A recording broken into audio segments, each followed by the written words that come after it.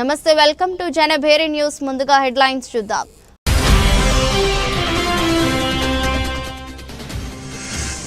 CM Chandrababu అధ్యక్షతన సచివాలయంలో cabinet సమావేశం. పలు కీలక అంశాలపై మంత్రి మండలితో సీఎం చంద్రబాబు చర్చ.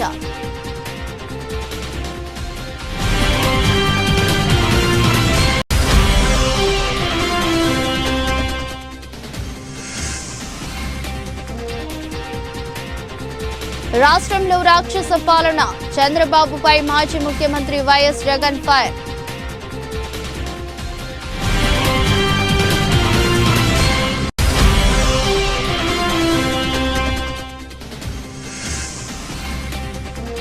తిరువూరులో హైటెన్షన్ వాతావరణం, రంగంలోకి దిగి వైసీపీ టీడీపీ వర్గాలను చెదరగొట్టిన పోలీసులు.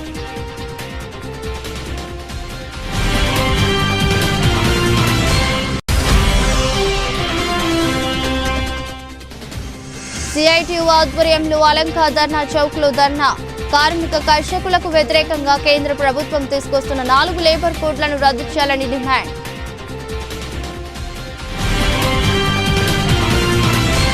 ఏపీ కేబినెట్ భేటీలో ప్రధానంగా రైతాంగ సమస్యలపై సీఎం చంద్రబాబు సుదీర్ఘంగా చర్చించారు. గత ఏడాదితో పోల్చుకుంటే ఏడాది వివిధ పంటల దిగుబడులు పెరిగాయని సీఎం చంద్రబాబుకు అధికారులు వివరించారు. ఆంధ్రప్రదేశ్ ముఖ్యమంత్రి చంద్రబాబు నాయుడు అధ్యక్షతన మంగళవారం రాష్ట్ర సచివాలయంలో కేబినెట్ సమావేశం జరిగింది. ఈ సమావేశంలో పలు కీలక అంశాలపై మంత్రి మండలితో సీఎం చంద్రబాబు చర్చించారు. ప్రధానంగా రైతాంగ సమస్యలపై సుదీర్ఘంగా మాట్లాడారు. గత ఏడాదితో పోల్చుకుంటే ఏడాది వివిధ పంటల దిగుబడులు పెరిగాయని అధికారులు వివరించారు.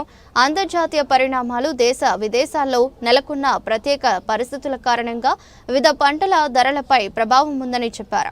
మిర్చి, పొగాకు, ఆక్వా, కోకో, చెరుకు, మామిడి వంటి పంట ఉత్పత్తుల ధరలు తగ్గడానికి గల కారణాలను అధికారులు వివరించారు. రైతులను ఆదుకునేందుకు సిద్ధంగా ఉన్నామని ముఖ్యమంత్రి చంద్రబాబు ప్రకటించారు. వ్యవసాయ దిగుబడులు, గిట్టుబాటు ధరలు, నిత్యావసర ధరలపై 6 మంత్రులతో కేబినెట్ సబ్ కమిటీ ఏర్పాటు చేసినట్లు చెప్పారు. రైతులకు గిట్టుబాటు ధర దక్కేందుకు తీసుకోవాల్సిన చర్యలపై కేబినెట్ సబ్ కమిటీ నిరంతర పర్యవేక్షిస్తుందని తెలిపారు.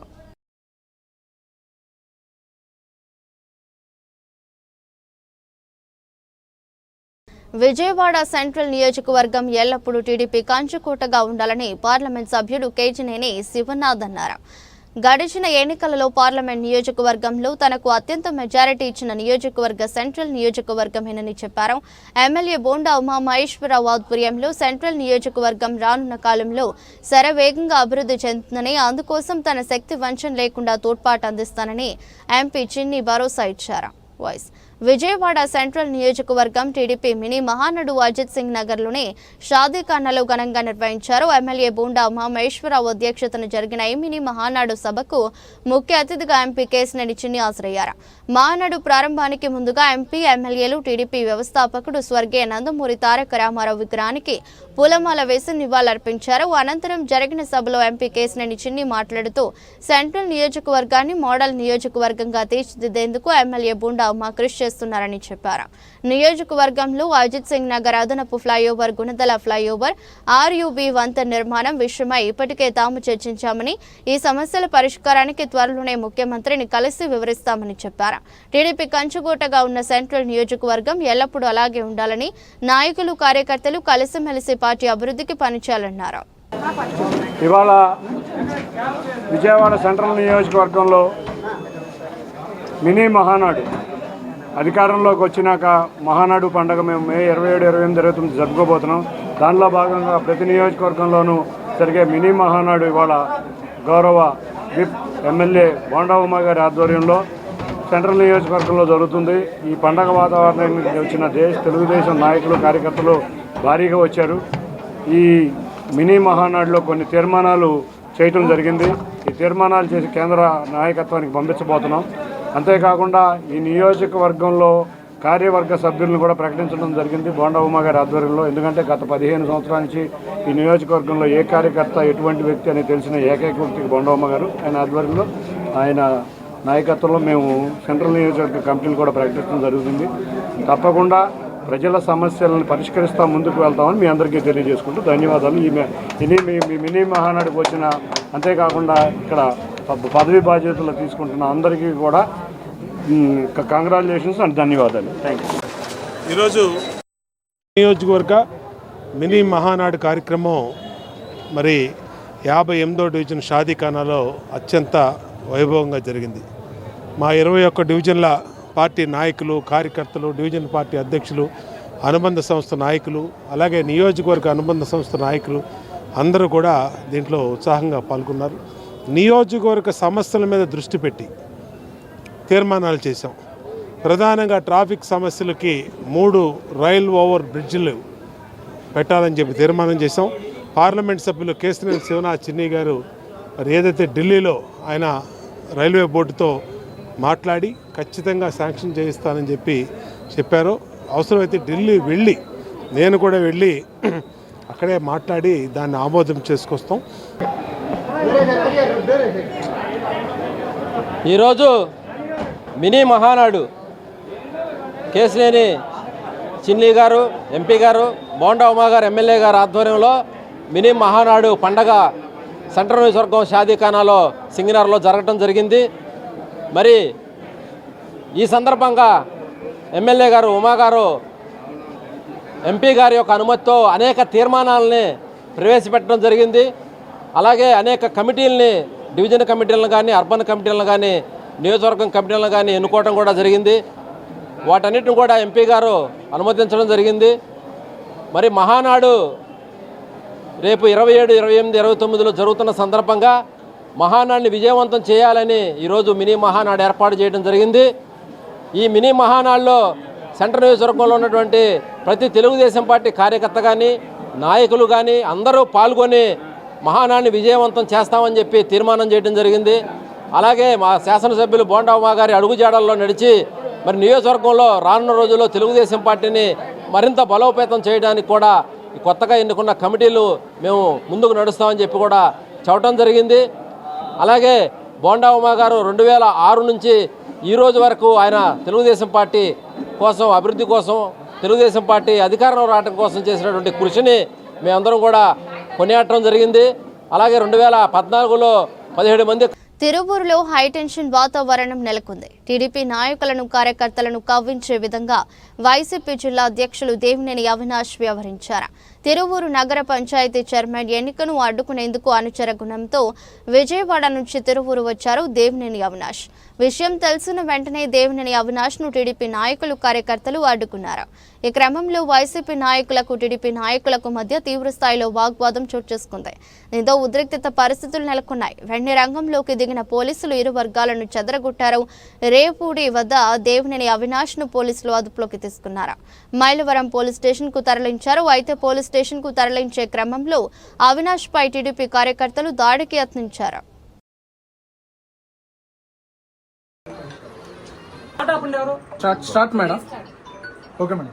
ఆడవాడు కౌన్సిలర్ అండి. నేను రాంబర్పు మంజుల, మా వారు రాంబర్పు విజయ్ గారు. నేను వైఎస్ఆర్సీపీ జగన్ గారి అభిమానిని. నేను నిన్న సిక్ అయినా సరే నేను ఓటేయటానికి మున్సిపల్ చైర్మన్ పదవి బొమ్మల ప్రసాద్కి నా మనస్ఫూర్తిగా ఓటేయటానికి నేను వచ్చాను. నిన్న చాలా ఇబ్బందికరమైన వాతావరణాన్ని ఎదుర్కొన్నా. నేను రాత్రి సెలైన్ కూడా పెట్టించుకున్నా. నేను పొద్దుటే వెళ్ళి ఓటేద్దామనేసరికి ఇల్లు భయాందోళనకు గురి చేసి మళ్ళీ నేను బీపీ డౌన్ అయి పడిపోయే పరిస్థితికి తీసుకొచ్చారు నన్ను.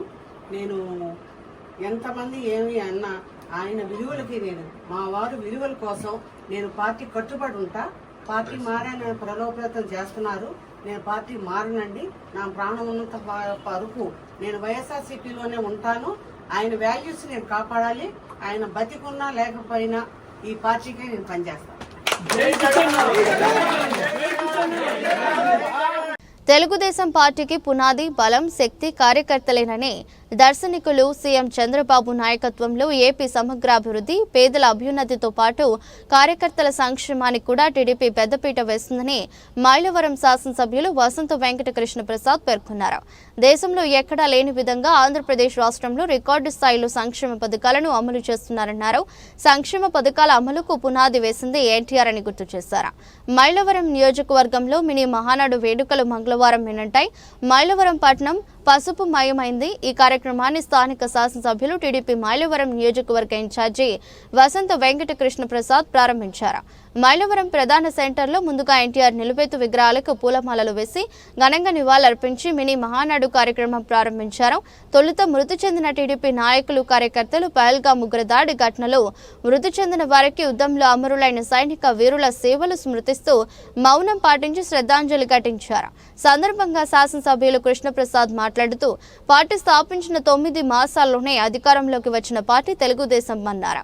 అన్న ఎన్టీఆర్ తెలుగు జాతి ప్రజల ఆత్మగౌరవం పరిరక్షణకు పేదలకు కూడు గుడ్డ నీడ కల్పించాలని దృఢ సంకల్పంతో టీడీపీని స్థాపించారన్నారు.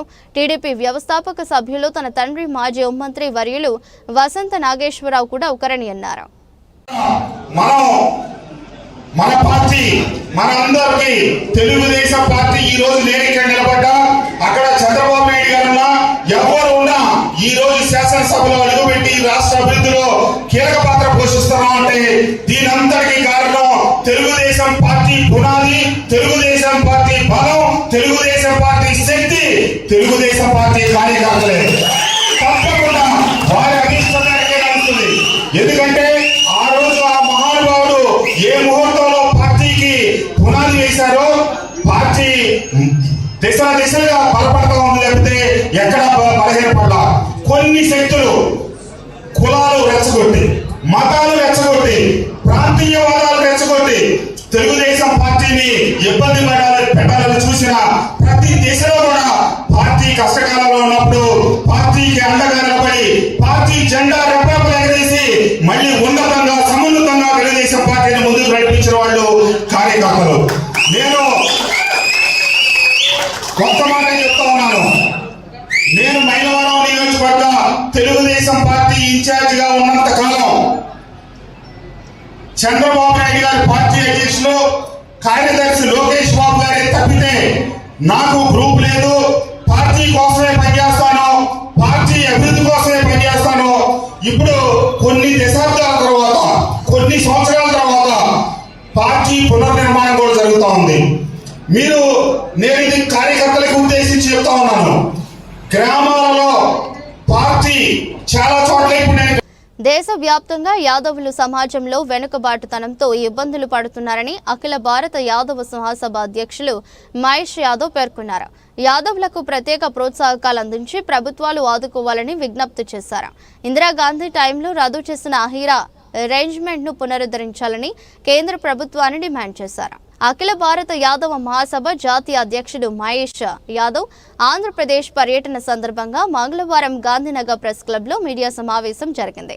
అఖిల భారత యాదవ మహాసభ రాష్ట్ర అధ్యక్షులు లాగా వెంగళరావు యాదవ్ ఆధ్వర్యంలో జరిగిన మీడియా సమావేశంలో మహేష్ యాదవ్ మాట్లాడుతూ దేశంలో యాదవులు ఆర్థికంగా, రాజకీయంగా, సామాజికంగా వెనుకబడిపోయారన్నారు.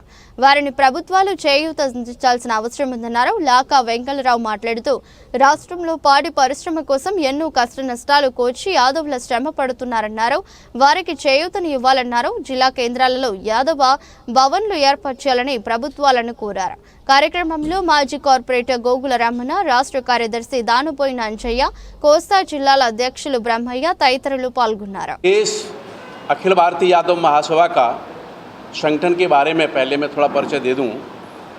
अखिल भारतीय यादव महासभा का मैं नेशनल प्रेसिडेंट के नाते से ये महासभा 1881 में उस समय जब जातीय जनगणना हुई थी, जाति जनगणना से यादव समाज ने अपना इकट्ठा होने का प्रोगंडा शुरू किया, जिसमें सबसे पहले काश्ती महासभा बनी, उसके बाद ब्राह्मण महासभा बनी। 1923 में अखिल भारतीय यादव महासभा के नाम से एक राष्ट्रीय स्तर पर संगठन का शुरुआत किया गया। तभी से लेकर अभी तक बार बार मंच के माध्यम से, चैनल के माध्यम से, आप सब लोगों के प्रयास से जातीय जनगणना की आवाज़ उठती चली आ रही, जिसको केंद्र सरकार ने अभी मंजूरी दे दी। मेरा आपके माध्यम से अपने जातीय सभी मेंबर्स को निवेदन करता हूं कि जाति गणना के कॉलम में जो कॉलम जाति का आएगा उसमें सभी लोग समाज के यादव अपना लिखें, जिससे कि हमें पता चले कि हमारे राष्ट्र में यादवों की जनसंख्या कितनी है।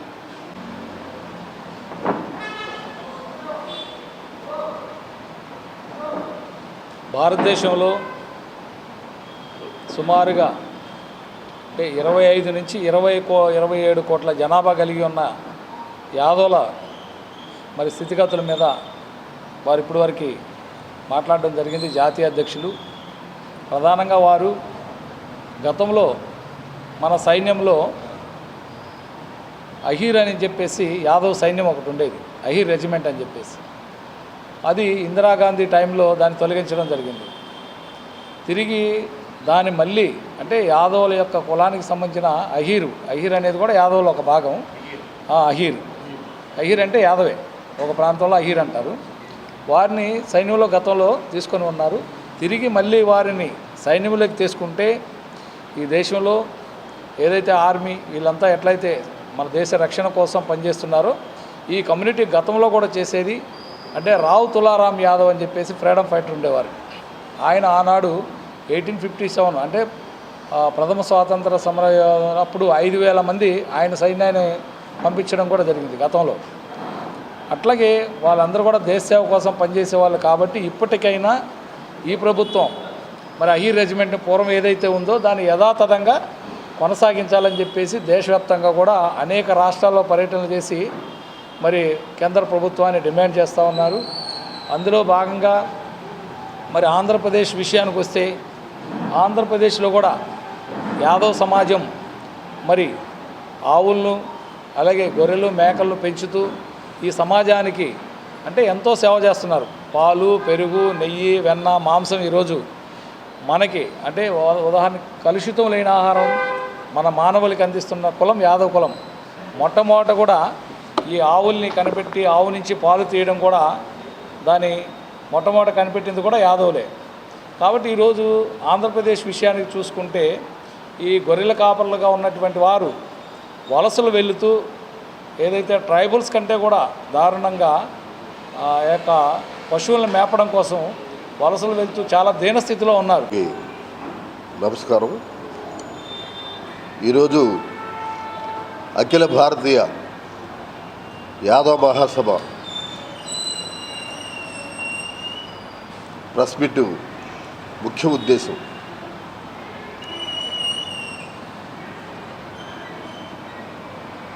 ముఖ్యంగా యాదవుల సమస్యలు భారతదేశంలో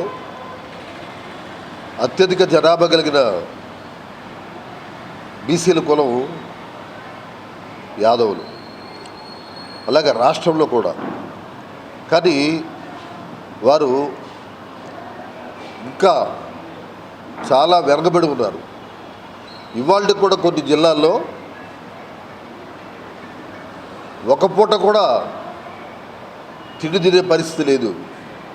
గొర్రెలు కాసుకోవాలి, కూలి పనికి వెళ్ళాలి, చాలా ఇబ్బందుల్లో ఉన్నారు. ముఖ్యంగా రాష్ట్ర ప్రభుత్వాలు. కేంద్రంలోని నరేంద్ర మోదీ ప్రభుత్వం ఉత్పత్తి రంగాన్ని కార్పొరేటర్లకు కట్టపెట్టాలని చూస్తుందని ఆంధ్రప్రదేశ్ రైతు కూలీ సంఘం ఉపాధ్యక్షులు వై కేశవరావు, ఐఎఫ్టియు రాష్ట్ర ప్రధాన కార్యదర్శి ఎం రామకృష్ణలు ఆరోపణలు చేశారు. అనేక పోరాటాలు చేసి కార్మికులు సాధించుకున్న చట్టాలను నిర్వీర్యం చేస్తే 15 గంటల పని చేయాల్సి వస్తుందని అనుమానాలు వ్యక్తం చేశారు. కేంద్ర ప్రభుత్వ కార్మిక కర్షక వ్యతిరేక విధానాలకు వ్యతిరేకంగా పిలుపునిచ్చిన సార్వత్రిక సమ్మె జూలై 9కి వాయిదా వేయడం జరిగిందని చెప్పారు. కార్మిక కర్షకులకు వ్యతిరేకంగా కేంద్ర ప్రభుత్వం తీసుకొస్తున్న 4 లేబర్ కోడ్లను రద్దు చేయాలంటూ సిఐటియు ఆధ్వర్యంలో అలంకార్ ధర్నా చౌక్లో మంగళవారం ధర్నా నిర్వహించారు. ఈ కార్యక్రమంలో పాల్గొన్న ఐఎఫ్టియు రాష్ట్ర ప్రధాన కార్యదర్శి ఎం రామకృష్ణ, ఆంధ్రప్రదేశ్ రైతు సంఘం ఉపాధ్యక్షుడు వై కేశవరావు పాల్గొని మాట్లాడుతూ కార్మిక కర్షకులకు వ్యతిరేకంగా కేంద్ర ప్రభుత్వం 4 లేబర్ కోడ్లను అమలు చేయాలని చూస్తుందని, వాటికి వ్యతిరేకంగా అనేక పోరాటాలు చేశామన్నారు. కార్మికులు సాధించుకున్న చట్టాలను నిర్వీర్యం చేస్తే 15 గంటలు పనిచేయాల్సి వస్తుందని, పర్మనెంట్ ఉద్యోగాలు ఉండవని, అన్ని తాత్కాలిక ఉద్యోగాలే ఉంటాయన్నారు. కర్షక కార్మికులకు వ్యతిరేకంగా కేంద్ర ప్రభుత్వం అనుసరిస్తున్న విధానాలకు వ్యతిరేకంగా తలపెట్టిన సార్వత్రిక సమ్మె కర్షక కార్మిక లోకాన్ని సమాయుత్త పరిచేందుకు జూలై 9కి వాయిదా వేయడం జరిగిందన్నారు. ఈ కార్యక్రమంలో పెద్ద ఎత్తున కార్మిక సంఘాల నాయకులు, కార్యకర్తలు పాల్గొన్నారు. దేశవ్యాప్తంగా ఈ రోజు సార్వత్రిక సమ్మె జరగవలసినటువంటి అవసరం ఉంది.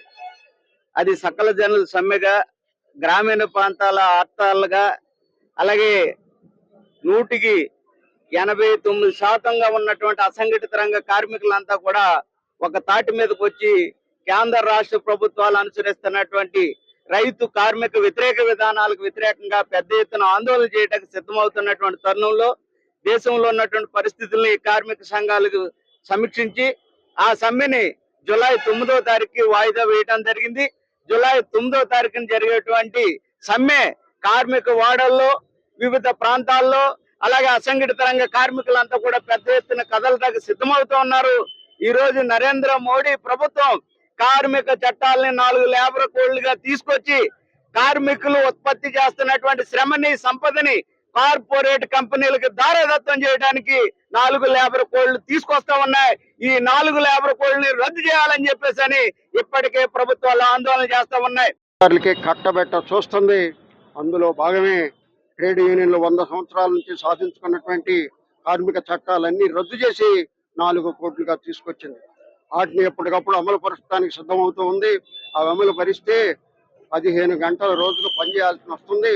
పర్మనెంట్ ఉద్యోగాలలో ఏటా ఒక్కసారి పునర్మించుకోవాల్సినటువంటి అవసరం ఉంది. అన్ని తాత్కాలిక ఉద్యోగాలే. సమ్మె చేసే హక్కు ఉండదు, సంఘం పెట్టుకునే హక్కు ఉండదు, హక్కులన్నీ కాలరాయబడతాయి.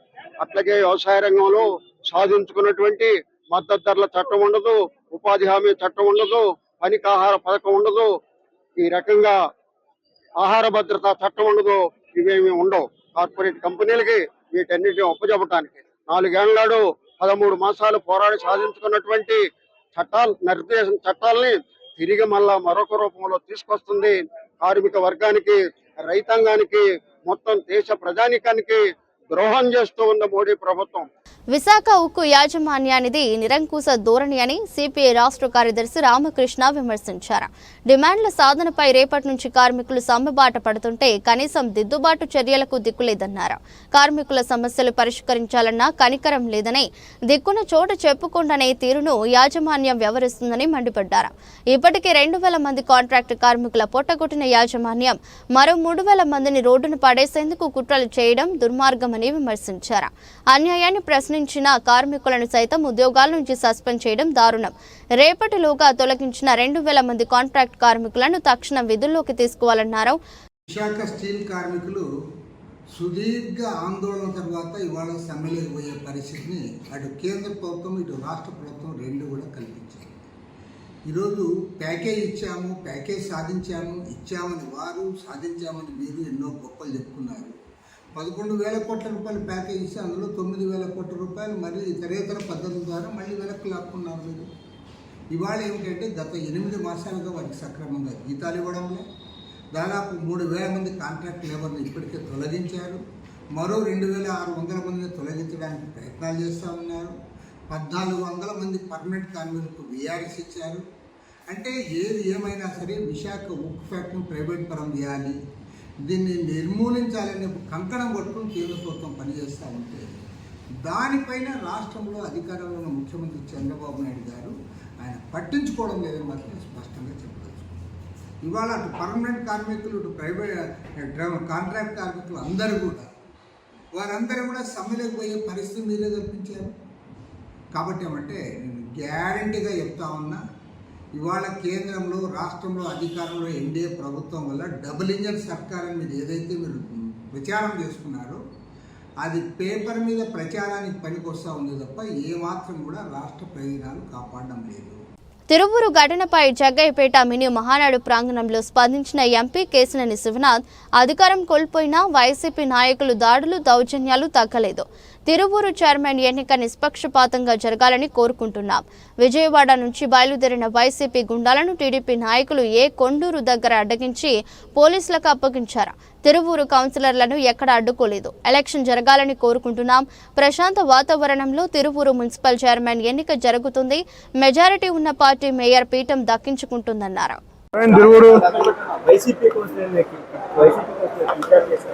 మేమా మా కౌన్సిలర్లు కిడ్నాప్ చేశారా?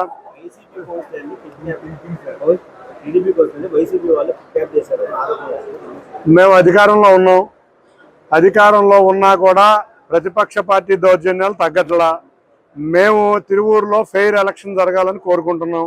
ఇవాళ చూస్తే మీరు తిరువూరు పట్టణంలో ఎంతోమంది పోలీసులు బందోబస్తు నడుమ తిరువూరు పట్టణం ప్రశాంతంగా ఉంది. ఎక్కడా మా నాయకులు కార్యకర్తలు కూడా తిరువూరు పట్టణంలో కౌన్సిల్ దగ్గర కానీ ఎక్కడా కూడా అక్కడికి ప్రవేశించలా. కానీ కొంతమంది విజయవాడ నుంచి బయలుదేరి నాయకులని చెప్పుకునే గోండాలు కొంతమంది దాడికి ప్రయత్నిస్తుంటే కొండూరు ప్రాంతంలో ఎవరైతే విజయవాడ ప్రాంతం నుంచి వెళ్ళిన నాయకుల్ని మా తెలుగుదేశం, ఎందుకంటే నిన్న కూడా చూసాం ప్రశాంతంగా ఎలక్షన్ జరగలేదు, వాళ్ళు ప్రశాంతంగా ఎలక్షన్ జరగాలని మేము కోరుకున్నాం. అటువంటి నాయకుల్ని మా నాయకులు కార్యకర్తలు అడ్డగించి పోలీసులకు అప్పచెప్పడం జరిగింది. ఎక్కడా కౌన్సిలర్లను అయితే మేము అడ్డుకోలేదు. మాకు ఎలక్షన్ జరగాలని మేము కూడా కోరుకుంటున్నాం. తప్పకుండా ప్రశాంత వాతావరణంలో తిరువూరు మున్సిపల్ ఎలక్షన్లు జరుగుతాయి. తప్పకుండా ఎవరికైతే మెజార్టీ ఉందో వాళ్ళు అధికారం చేస్తారు. ఎంతోమంది నిన్న కొంతమంది కుటుంబాలు వెళ్ళి, కౌన్సిలర్ల కుటుంబాలు వెళ్ళి మా భార్య అక్కడ ఉంది అని భర్త వేడుకున్నా కూడా భర్త దగ్గరికి కూడా భార్య అయిన కౌన్సిలర్ని పంపించకుండా క్యాంపు రాజకీయాలు మేము చేయలే. క్యాంపు రాజకీయాలు ఎవరు చేశారో తెలుసు. ఎందుకు క్యాంపులో పెట్టాల్సి వచ్చింది? మీకు స్ట్రెంత్ ఉంటే ఎందుకు 4-5 రోజుల నుంచి క్యాంపుల్లో భర్తల నుంచి భార్యలను ఎందుకు విడదీశారు? తల్లిదండ్రుల నుంచి కుమార్తెలను ఎందుకు విడదీశారు? వీటన్నిటికీ రౌడీజం చెప్పిన వాళ్ళే చేయాలి.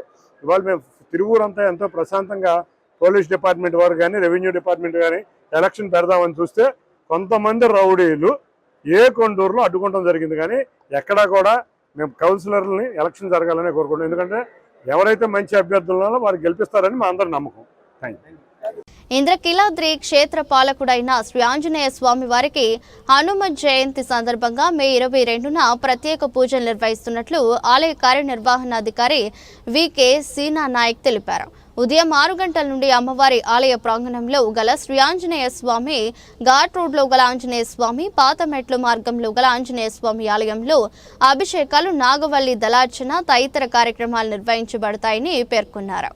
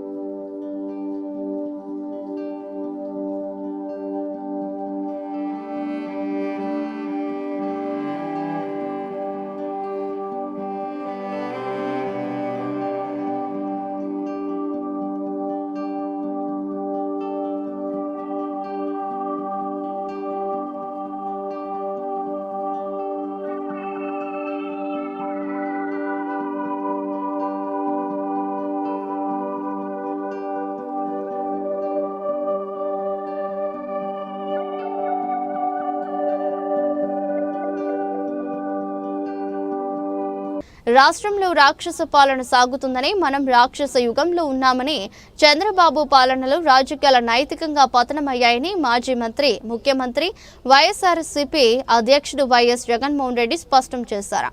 చంద్రబాబు పరిపాలనలో యథేచ్ఛగా కేసులు, అరెస్టుల పర్వం కొనసాగుతుందని, అయితే వాటికి భయపడాల్సిన అవసరం లేదని, అలాంటి వారే ఇప్పుడు రాజకీయాలు చేయగలరని, రాజకీయాల్లో మనుగడ కొనసాగించగలరని ఆయన తెలిపారు.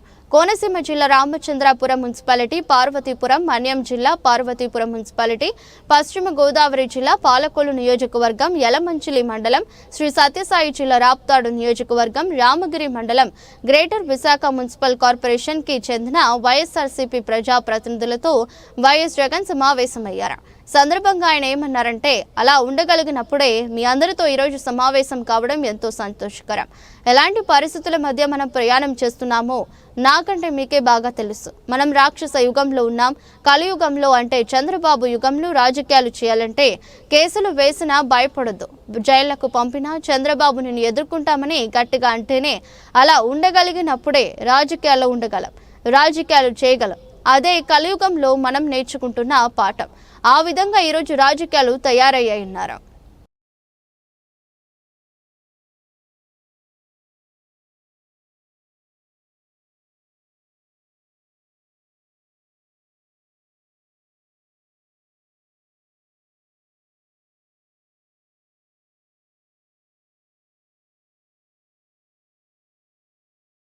వార్తలు ముగించే ముందు మరోసారి హెడ్లైన్స్.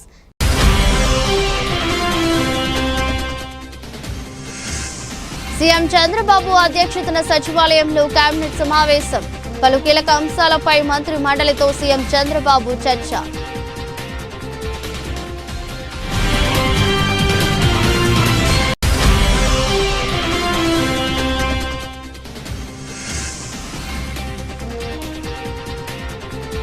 రాష్ట్రంలో రాక్షస పాలన, చంద్రబాబుపై మాజీ ముఖ్యమంత్రి వైఎస్ జగన్ ఫైర్.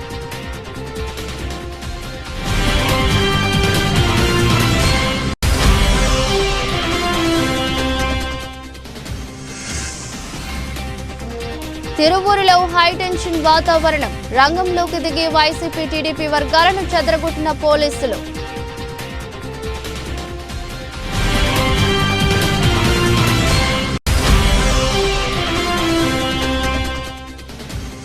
సిఐటియు ఆధ్వర్యంలో అలంకా ధర్నా చౌక్లో ధర్నా. కార్మిక కర్షకులకు వ్యతిరేకంగా కేంద్ర ప్రభుత్వం తీసుకొస్తున్న 4 లేబర్ కోడ్లను రద్దు చేయాలని డిమాండ్.